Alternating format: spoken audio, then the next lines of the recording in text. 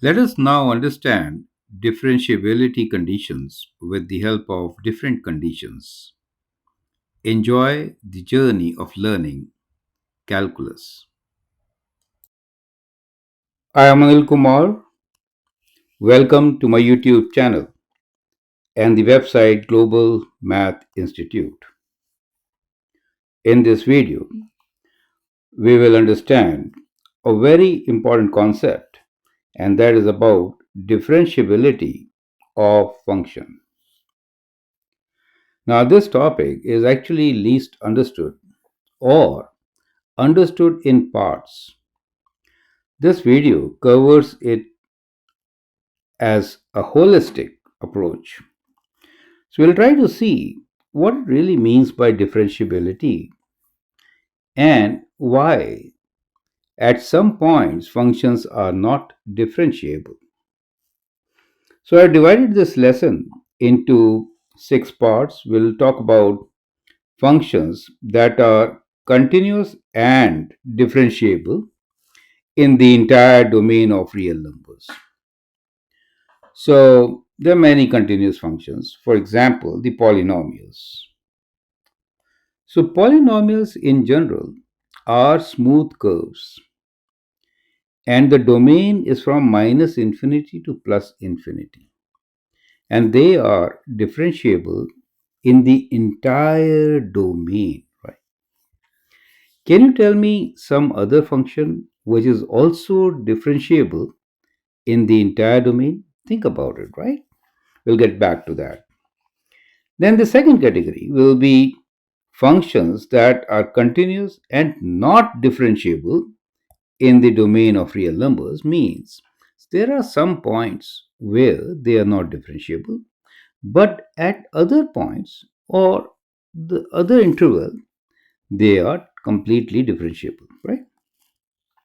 Third category is functions with restricted domains. So whenever you have a function with restricted domain, it is for sure not differentiable at few points. Then the next category will be functions with restricted domain not differentiable at some points, right? So the two differences are, one are not differentiable only at the end points. The others could have some point in between in their domain where they are not differentiable. And then we'll talk about differentiability of piecewise functions. Now, differentiability of piecewise function is a huge topic, so it is a lesson in itself. I'd like you to actually explore further on this topic. I got hundreds of videos for that. I'll provide you with a link which can help you understand it at length.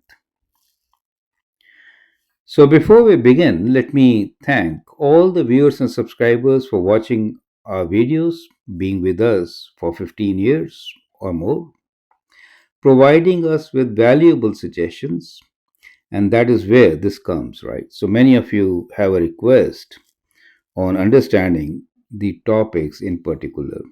So, in our series, we are taking few topics. Perfect. And all these have supporting videos in the playlist which you should watch. One more thing is that now you can take help from us in many ways. One, we have absolutely free math WhatsApp group. You can join that group. We provide you with solutions to your problems. Second, all those who want me to make a video for them, send an email. And for all that, you have to use this email, globalmathinstitute@gmail.com. Send an email with your question and also the name which you want to include in the video when I speak about it for solving the problem.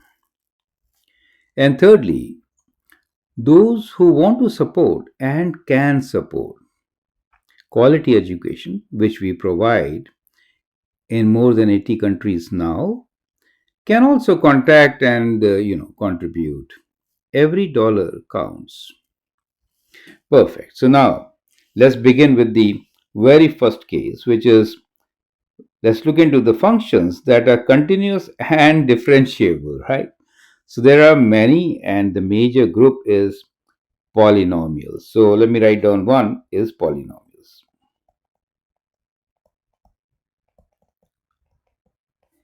Now, can you tell me the other one? The other one, which is very popular, is exponential functions, right?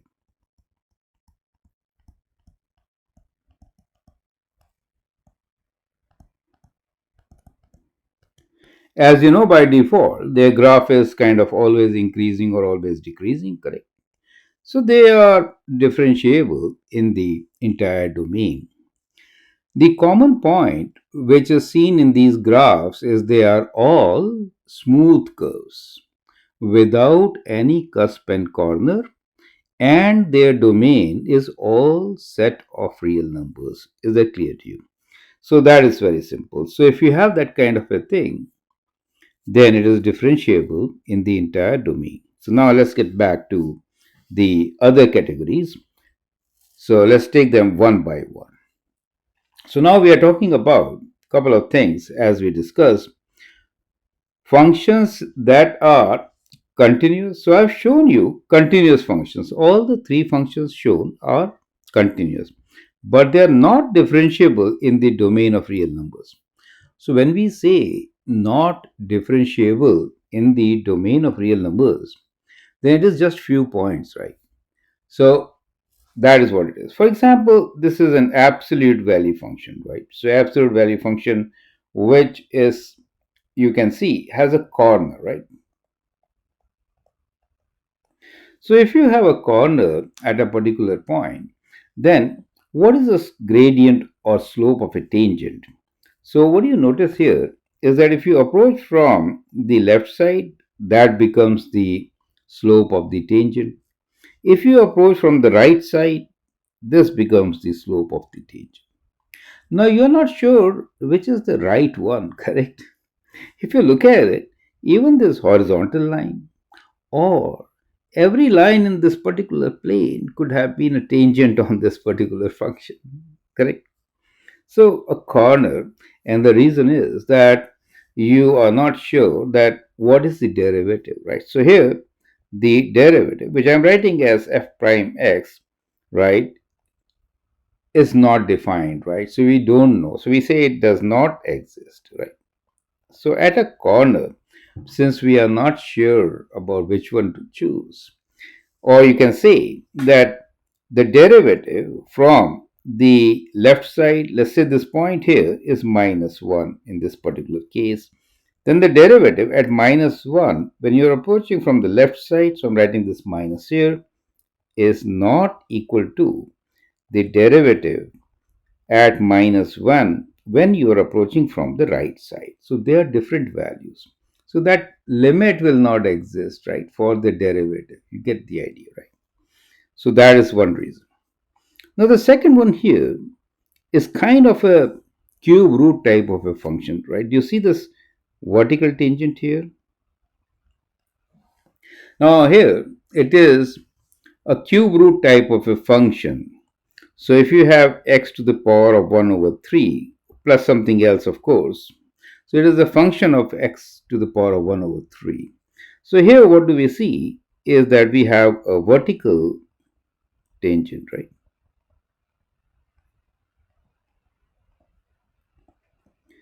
Now if you have a vertical tangent, then that number, which is infinitely large, is not a real number, right? And therefore, this also is not differentiable at this point. Do you see that? So not differentiable.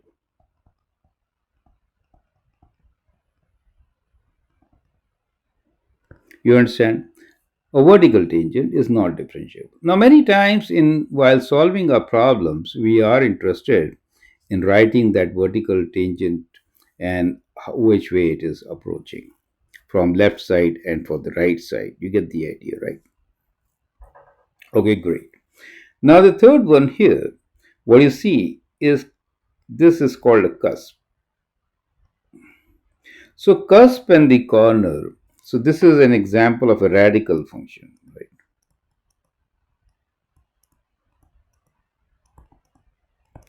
So at that particular point where you have a cusp, a continuous function is not differentiable. So all the three are continuous, right? They are all continuous functions, but because they have a corner or a cusp or a vertical tangent. So these are the three reasons, right? So one, two, and three. So you could give three examples, three types of examples for this particular condition. So I hope that is absolutely clear, right? Great. So let's move on, take up the next type of thing where we'll not talk about what? We'll talk about functions with restricted domain not differentiable at the extreme value. So I hope the concepts so far are absolutely clear. Feel free to send an email on globalmathinstitute@gmail.com in case you want to learn directly from me. Let's take up an example now where a function has a restricted domain. So as you can see here, the function has a restricted domain, and here we see that the x value is less than equal to, let's say, 1, right? So it has a restricted domain. So let's say this point is at x equals to 1. Now, in this particular function, which is a function of a square root function, so we'll write f of square root x type of a function, reflected, of course, on the y-axis. What we notice is that at x equals to 0, which is there in the domain, we cannot find the limit from the right hand side, correct? So basically, when you're trying to find the derivative of the function, then it is defined with the help of a limit, right? Limit when h approaches 0 for f of x plus h minus f of x over h. Right? That is the basic definition. Now you can see that the limit when h approaches 0 from the right hand side for the function at 1, right? 1 plus h minus f of 1 over h means if you are approaching from this side and the distance is almost 0, that is not defined because that interval is not defined, right? So this does not exist. And that is the reason why it is not differentiable from the right hand side. Otherwise, you could also find the derivative, and you will see that the derivative at this point is actually vertical, right? So, because we will have this function and we have a derivative which is vertical here. So, when you have this square root function, you find that the derivative is, for example, if I have y equals to square root of x, let's say minus x, right? Well, let me write this function itself minus x, and then we move one unit to the right. Is that clear to you? In that case, we have a derivative which is y prime equals to half, right? And then minus 1, since the derivative of minus x is minus 1 over square root of minus x minus 1. Makes sense. So you find that at x equals to 1, y prime does not exist. You see that? So even when you do algebraically, you find that at a point, which is the end point of this function, derivative does not exist. So in general, what we notice is that the functions are restricted domain. So in that case, their derivative does not exist at the endpoint. So here there's one endpoint. The other one is not an endpoint, right? So so that's what it is. Okay. So a function with two endpoints could be, if you have a line segment, let's say from A to B, right? In that case, it is not differentiable at both these ends. So that should be absolutely clear to you. At both these ends, the function is not differentiable. Perfect. In between, yes, it has a constant value. So now let's look into another example where functions with restricted domain not differentiable at some point. Well, in this case, what I've done here is that the restricted domain, uh, let's talk about it in two cases, correct? So when I say restricted domain, let us say if I have f of x equals to x squared, where x is, let's say, greater than equal to 0, but less than equal to, let's say, 2. In that case, the graph of this particular function will be what? The graph of this particular function will be kind of like this. Is that clear to you? Right. So that being the origin, this is our function, this is the x value. At 2, this point is going to be 4. You find these 2 points A and B, the function is not differentiable. Is that clear to you? Is that clear to you? Correct. So that is the case. Now here is the next example where the function is not, within its domain, we see that we have a point here which is a vertical asymptote. So at vertical asymptote, the function will not be differentiable. So that is within the domain, right, of real numbers, somewhere in between. So of course that point is not in the domain of the function. So that is why we are saying restricted domain, right? Not domain. So restriction could be at the endpoints. Restriction could be in between. You understand?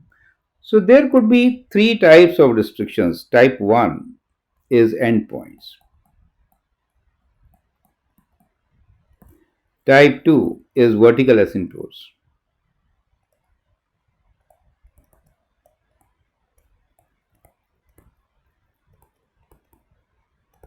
Now, since that point does not exist, how can there be a question of tangent at that point? Is that clear to you? And the third in this category is a hole. So if you have a function which has a hole, for example, if I take y equals to x plus 2 times x minus 1 over, let's say, x minus 1. Now, this type of a function will have a hole at x equals to 1, correct? So it is a straight line x plus 2, which I could graph. Let me sketch this graph also here, right? So this type of a graph with a hole at minus 2. So at minus 2, you can see, hole at 1, uh, this is plus 2 is this, hole at 1. So at 1, you see the value could be 3, right? So like this, you understand? So this particular point, which is given to us at 1, and the y value will be 3, correct? So at this point, minus 2 is the x-intercept and 2 is the y-intercept. So this particular line is not differentiable at the hole, right? You see that hole? So at this point. So there could be three ways in which we could say that if the whole real numbers is not a part of domain, then there are points in between which are discontinuous. And at those points of discontinuity, we will not have differentiability. You get the whole idea, right? So that is another case. So I hope this point is clear. The last which we are going to take is a piecewise function. Now, when you take piecewise functions, there could be a couple of things, right? For example, in the first case, we have a piecewise function f of x equals to x squared plus 4 for x less than 1, and then it is x plus 4 at x greater than 1, right? And part 2, we have a function which is x squared plus 4. I mean, the function on the left is same in the two pieces. But the second piece is again a straight line with a different equation. So what you notice here is that at x equals to 1, what is the value of the function? If I plug in 1 here, I get 1 squared plus 4, which is 5, correct? So also you notice that if I approach 1 from the right hand side, it is 1 plus 4, which is 5, right? So that means it is continuous, correct? So it could be differentiable, right? Now look at the second one. So here the value at 1, of course, is the same function as 1, right? At 1 it is 5, 1 plus 4 again, right? But if you approach from the positive side, in that case, we'll substitute here, right? 2 times 1 plus 3, which is 5. So again, it is continuous, right? So out of these two, how can both the lines be, they have different tangents, right? Now in this case, the slope of the line is what? 1, right? In this case, the slope of the line is 2. So if they are differentiable, then the slope has to be same. You get the idea. So what happens is find the slope when you approach 1 from the left side. So in this case, from the left side, it will be derivative will be 2x, right? 2 times 1, correct? Which is 4. So the line which has a slope of 4 will only be continuous, correct? No, 2 times 1 is 2, sorry.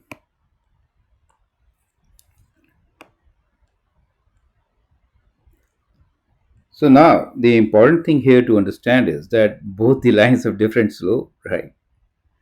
They do form piecewise functions which are continuous. So both are continuous.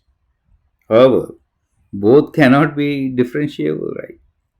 So which one of them is differentiable? How will you figure this out? The best way is to find the derivative of this function, right? So the derivative of this function is what? Well, if I am working on x less than equal to 1, it is 2x, right? And here it is 2, correct? Of course, at the end point, it is not differentiable. So let me write like this. Does it make sense? So when you talk about derivative, it is not differentiable at the end point, and therefore you cannot include that. So this is a very important point which is not understood. That's why we are going at this length to understand the topic. So you see that at x equals to 1, so the derivative at x equals to 1 is indeed 2, right? So therefore, this equation is differentiable. You get the idea? On this side, if I find the derivative at 1, right? So what do you get? Here the derivative is 2x. Here the derivative is 1, right? So this is when x is less than 1. This is x is greater than 1. So if I plug in 1, my left side derivative is not 2. Do you understand? Therefore not differentiable. So the derivative of both the functions should be same. Here I have shown you both the lines, correct? So the only line which corresponds to this function, which is shown on the top, has the same tangent. You understand? Same tangent. So common tangent.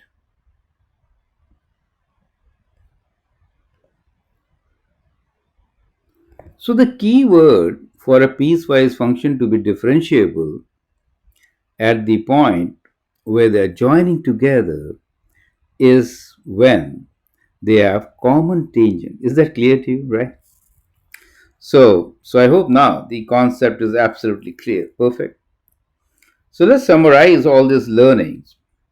What we observed here is these kinds of functions which are continuous, not an issue, they're always differentiable. Now, the other functions are having extreme values. So, those are the points where they are not differentiable. Then we had functions which may have discontinuity in between, right? So, those are the restrictions in the domain. So, at every point where there is a restriction, the function is not differentiable, right? So, restrictions could be kind of a jump discontinuity, also, you understand. And then we also saw cusp, a corner, a cusp, and a vertical tangent. So that is a category in which the function is continuous, right? And still not differentiable in the entire domain. And last was the example of a piecewise function where we came up that a piecewise function will be differentiable if at the point where the pieces are getting joined, we have a common tangent, right? So, with that, we'll end our lesson today. I hope you find it interesting and useful. Feel free to write your comments, share your views. If you like and subscribe to my videos, that'd be great. Thanks for your patience and time. Thank you. All the best.